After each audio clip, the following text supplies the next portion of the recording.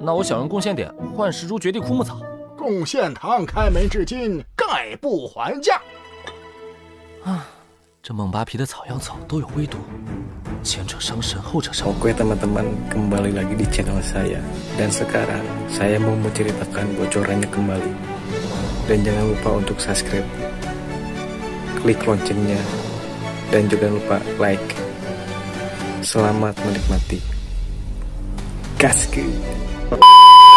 Itu adalah geng perang berdarah dan geng gedung badai. Tetua Meng bertanya, jadi, pelakunya adalah kamu, tetapi dalangnya adalah Long Huikan. Yang Kai mengangguk dan mengakui, meskipun kamu adalah pelakunya, itu bukan salahmu. Ning Sang tidak terluka, kamu tidak perlu khawatir. Setelah tinggal di penginapan selama 2 hari lagi, Xia Ningxiang akhirnya keluar dari celah. Seperti yang diharapkan, kekuatannya telah mencapai keadaan Yuan yang sebenarnya. Secara teori, setetes embun 9 Yin Ning Yuan dapat digunakan oleh 3 atau 4 orang. Bagaimanapun, itu hanyalah primer, yang dapat mengubah vitalitas seni bela diri menjadi Yuan sejati. Tetapi benda ini istimewa. Jika tidak dimurnikan dalam waktu 1 jam, itu akan hilang. Oleh karena itu, jika seseorang mendapatkannya, itu hanya digunakan oleh 1 orang. Mengetahui hal ini, tampaknya dia secara tidak sengaja menyerap setengah dari embun 9 Yin Ning Yuan, yang tidak berdampak apapun pada Xia Ningxiang.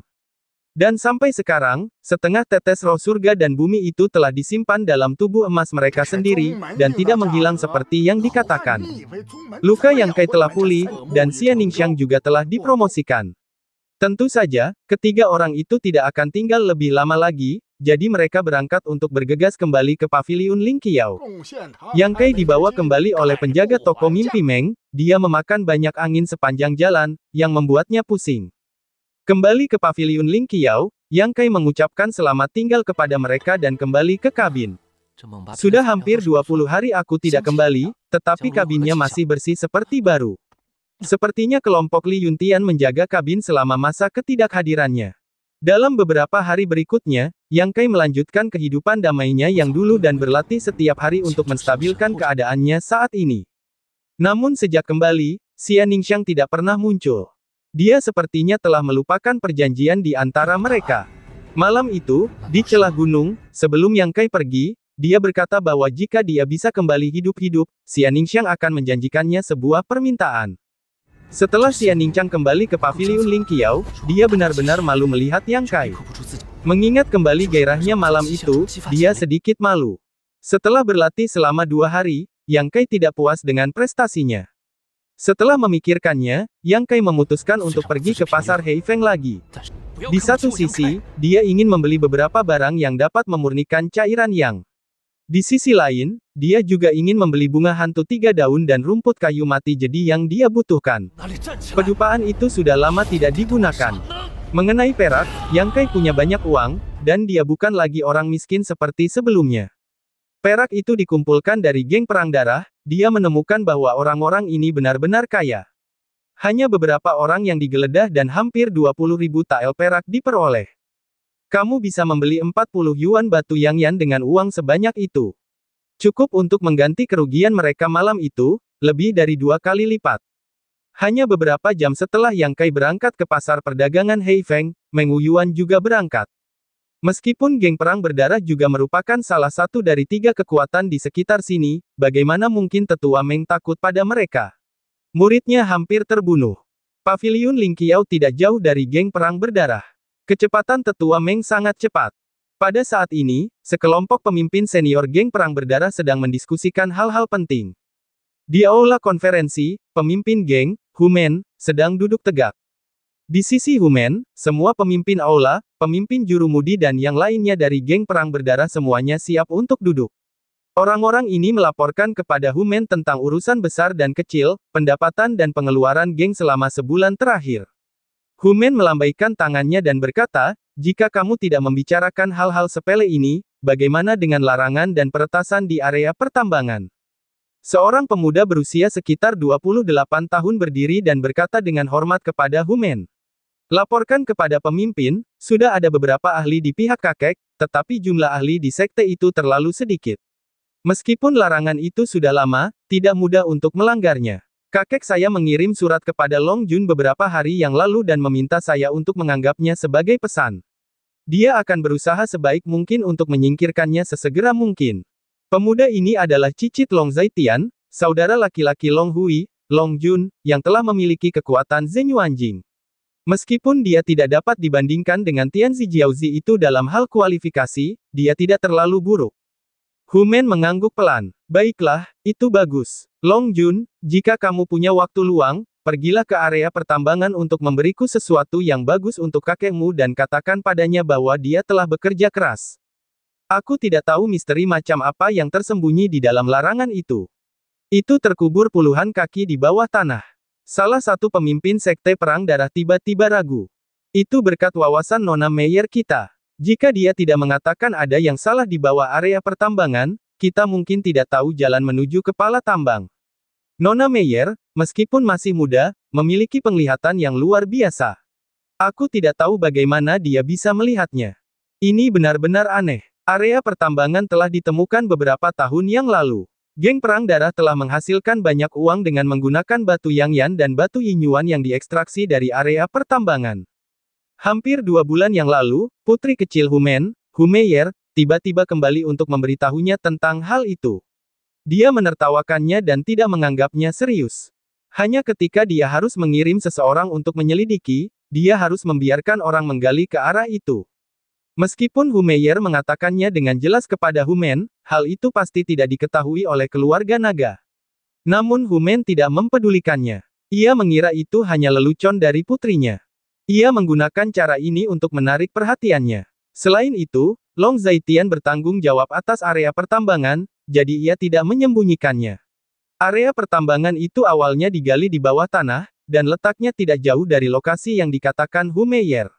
Setelah 10 hari penggalian yang melelahkan oleh lebih dari selusin pengikut geng perang darah, mereka menemukan bahwa lokasi itu memang tidak biasa. Setelah mendapat berita itu, Hu Men segera turun untuk memeriksanya sendiri, tetapi dia tidak dapat memahami larangan itu. Di antara geng perang darah, Long Zaiyan adalah yang tertua dan paling berpengetahuan. Selain itu, dia sudah tahu tentang berbagai hal di sini. Jadi Hu Men memintanya untuk bertanggung jawab menindak larangan-larangan ini untuk melihat apa yang tersembunyi di dalam larangan-larangan itu. Hu Men punya firasat bahwa apa yang tersembunyi di dalam larangan itu pasti rahasia besar. Jika geng perang darah bisa mendapatkan rahasia ini, kekuatannya pasti akan melonjak ke tingkat yang lebih tinggi, belum lagi kekuatannya bisa disejajarkan dengan 8 sekolah besar di Zhongdu. Hu Men juga sedikit kesal. Saat itu, dia berulang kali bersikeras agar masalah itu dirahasiakan. Namun, dia tidak berpikir bahwa dia tidak memperhatikannya. Alhasil, semua pemimpin senior di geng itu mengetahuinya. Setelah kembali dari area pertambangan hari itu, Hu Men pergi mencari tahu bagaimana Hu Meyer tahu ada rahasia tersembunyi di bawah area pertambangan. Yang tidak diduganya adalah Hu Meyer bertengkar hebat dengannya tentang hal ini. Di tengah keributan itu, Hu Men tahu bahwa putri kecilnya telah diberi petunjuk oleh seorang ahli, yang memberitahu dia bahwa ada rahasia di bawah area pertambangan. Dalam imajinasi Hu Men, pria ini pasti memiliki kekuatan untuk mengejutkan dunia. Putriku, apakah kamu jatuh cinta pada orang itu? Pada saat berikutnya, semua pemimpin aula dan juru mudi semua menutup mulut mereka dan menoleh bersama. Ada ahli yang datang ke geng berdarah. Semua orang di aula konferensi merasakan napas yang datang. Kemudian, suara beberapa orang tua terdengar di telinga orang-orang. Di mana naga di langit? Mereka samar-samar merasa bahwa kedatangan ahli yang tiba-tiba itu memiliki sedikit rasa tidak enak.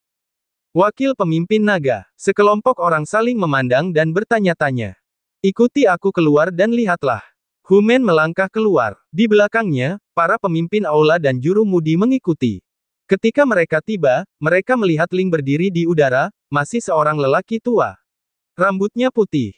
Beberapa orang terkejut, apakah dia pemimpin paviliun Ling Qiao? Bukan dia. Hu Men menggelengkan kepalanya perlahan. Ketika dia masih muda, dia pernah melihat pemimpin paviliun Ling Qiao. Hu Men melangkah maju, mengepalkan tinjunya dan berkata, bolehkah aku bertanya namamu, tetua? Apakah kamu naga di langit? Tanya tetua Meng menatap Hu Men. Aku Hu Men, pemimpin sekte pertempuran berdarah. Naga di langit, aku akan meracuni leluhurmu selama 18 generasi. Keluar dari sini untukku. Teriakan ini dapat dikatakan benar-benar mengejutkan, seluruh geng pertempuran berdarah mendengarnya dengan jelas. Setelah suara gemuruh, seluruh tempat itu sunyi. Humen berkata dengan tenang, "Tetua ini apakah Anda memiliki sesuatu untuk dikatakan?" "Sudah kubilang, suruh naga itu keluar, kalau dia tidak keluar hari ini aku akan memenggal kepalanya, aku akan membunuh geng sialanmu itu." Tetua Meng marah di dalam hatinya bisa dibayangkan. Kali ini, seorang pemuda menjawab dengan wajah dingin. "Tuan tua ini, apakah Anda ingin menjaga kata-kata Anda tetap berbudi luhur? Kebencian macam apa yang dimiliki kakek saya terhadap Anda sehingga Anda begitu tidak sopan?" Yang berbicara adalah Long Jun. Tetua Meng datang untuk memarahi naga di langit, Long Jun sebagai keluarga naga, di mana dia bisa tahan. "Kakekmu." Mata Tetua Meng menyipit, menatap tubuh Long Jun. "Iya, itu adalah kakekku," Long Jun berkata dengan suara yang dalam. "Long Hui itu bukanlah orang yang baik, kamu adalah saudaranya, tentu saja bukan orang yang bagus." Long Jun berkata dengan marah, "Jangan sombong. Ini adalah geng perang darah. Bukan giliranmu untuk menjadi liar." Saat dia berbicara, dia menamparnya. "Minggir." Begitu wajah Humen berubah, dia hendak menarik Long Jun ke belakangnya. Namun, kecepatan gerakan Tetua Meng secepat kilat. Geng pertempuran berdarah itu membuat orang-orang merasa takut. Humen juga terkejut. Mereka tidak melihat bagaimana lelaki tua Meng itu melakukannya. Mereka menamparnya dari jarak lebih dari 50 kaki, mengatakan bahwa dia akan melawan, dan tidak ada waktu untuk bereaksi. Long Jun jatuh ke tanah, dan kemudian menatap Tetua Meng. Dia penuh dengan rasa takut. Humen tidak dapat menahannya lagi, dan berkata dengan marah, "Tuan, Anda adalah seorang tetua, tetapi Anda tidak takut ditertawakan oleh orang lain ketika Anda mulai menyerang seorang anak muda.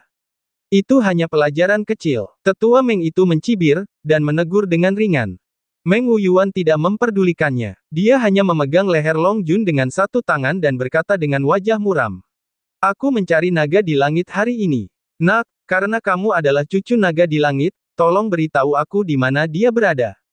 "Di area pertambangan. Tunjukkan padaku jalannya."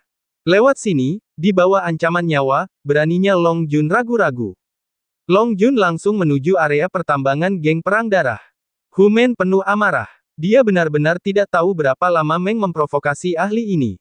Humen tidak melihat gerakan kecil keluarga naga selama ini. Namun, keluarga naga selalu menjadi tangan kanan geng perang darah. Kali ini, naga di langit memprovokasi ahli seperti itu, dan Humen melihat peluang. Akan menjadi hal yang baik untuk menghilangkan kekuatan keluarga naga di geng. Kota perdagangan Heifeng masih ramai. Dengan 20.000 tael perak di sakunya, Yang Kai berjalan-jalan di pasar. Pertama, ia menghabiskan 10.000 liang untuk membeli beberapa batu Yang-Yan dan meninggalkan sejumlah uang untuk cadangan. Butuh waktu setengah hari untuk menyerap energi dari 20 batu Yang-Yan. Batu Yang-Yan ini dapat dipadatkan menjadi 2 tetes cairan Yang, 20 buah adalah 40 tetes. Sekali lagi, ladang ramuan terisi lagi. Yang Kai sangat puas dengan situasi di dantian bawah. Namun, tidak ada yang datang untuk menjual benih. Berdiri, Yang Kai melihat rumah kayu murid yang menjaga paviliun Ling Qiao. Suyan seharusnya ada di dalamnya. Yang Kai ingin menyapa dan memberitahu dia bahwa dia sudah kembali. Setelah memikirkannya, dia menyerah. Dia berkata bahwa dia tidak memiliki persahabatan yang mendalam dengannya, dan dia dingin, Yang Kai tidak ingin menghubunginya.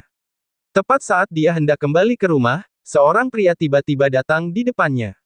Dia berjongkok dan melihat papan nama Yang Kai. Dia mengangkat matanya dan berkata, "Apakah kamu ingin mengumpulkan benih?" Yang Kai menunduk dan mendapati di depannya adalah seorang wanita. Dia tidak terlalu tua. Dia berusia sekitar 17 atau 18 tahun. Dia memiliki wajah yang cantik.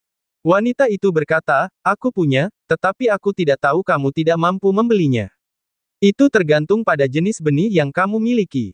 Aku akan menunjukkannya padamu." Kedua biji ini memang mengandung energi yang merupakan hal yang dibutuhkan. Seharusnya itu adalah kelas 3. Saya akan mengambil 2 ini. Berapa yang ingin Anda jual? Yang Kai merasa puas dengan biji-biji itu. 1000 tael, katanya sambil tersenyum. Kakak perempuan, apakah harganya tidak sedikit tinggi?